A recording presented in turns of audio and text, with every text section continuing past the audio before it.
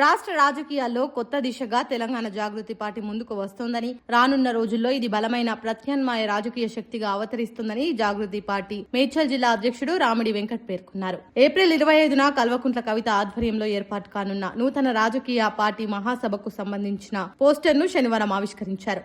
ఈ సందర్భంగా వెంకటరెడ్డి మాట్లాడుతూ ప్రస్తుతం రాష్ట్రంలో ప్రజలకు ప్రత్యామ్నాయ రాజకీయాలపై ఆశలు పెరుగుతున్నాయని, ఆ ఆకాంక్షలకు ప్రతిస్పందనగా జాగృతి పార్టీ రూపుదిద్దుకుంటోందని తెలిపారు. మేడ్చల్ జిల్లా మునీరాబాద్ లో నిర్వహించనున్న మహాసభకు అన్ని వర్గాల ప్రజలు పెద్ద సంఖ్యలో హాజరై కొత్త రాజకీయ మార్పుకు మద్దతు తెలపాలని పిలుపునిచ్చారు. తెలంగాణ ఉద్యమ కాలం నుంచి రాష్ట్ర సంస్కృతి అస్తిత్వాన్ని ప్రపంచ వ్యాప్తంగా చాటి చెప్పడంలో కల్వకుంట్ల కవిత కీలక పాత్ర పోషించారని, అదే స్ఫూర్తితో ప్రజల సమస్యలపై దృష్టి సారించి శక్తివంతమైన రాజకీయ వేదికగా ఈ పార్టీ ఎదుగుతుందని ధీమా వ్యక్తం చేశారు. ఈ కార్యక్రమంలో జాగృతి నాయకులు ఎత్తరి గణేష్, కందాడి గౌతమ్ రెడ్డి, మంచాల వంశీచారి, గిరిశెట్టి రాజు, వరికుప్పల సంతోష్, స్థానిక యువకులు తదితరులు కూడా పాల్గొన్నారు.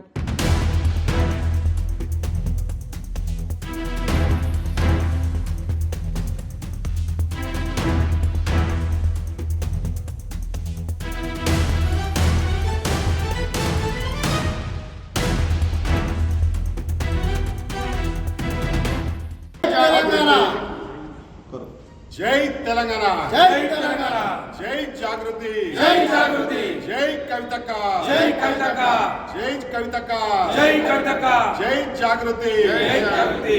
కవితక్క గారి నాయకత్వం వర్ధిల్లాలి, కవితక్క గారి నాయకత్వం వర్ధిల్లాలి, కవితక్క గారి నాయకత్వం వర్ధిల్లాలి. జై తెలంగాణ, జై జాగృతి, జై కవితక్క, జై కవితక్క, జై జాగృతి, జై జాగృతి. కవితక్క గారి నాయకత్వం, వర్ధిల్లాలి, కవితక్క గారి నాయకత్వం, వర్ధిల్లాలి, కవితక్క గారి నాయకత్వం, వర్ధిల్లాలి. జై కవితక్క. జై కవితక్క. నమస్కారం. రేపు 20 తారీఖు మునీరాబాద్లో జరిగే కవితక్క పార్టీ ఆవిష్కరణ భారీ ఎత్తున జన సమీకరణ అవుతుంది.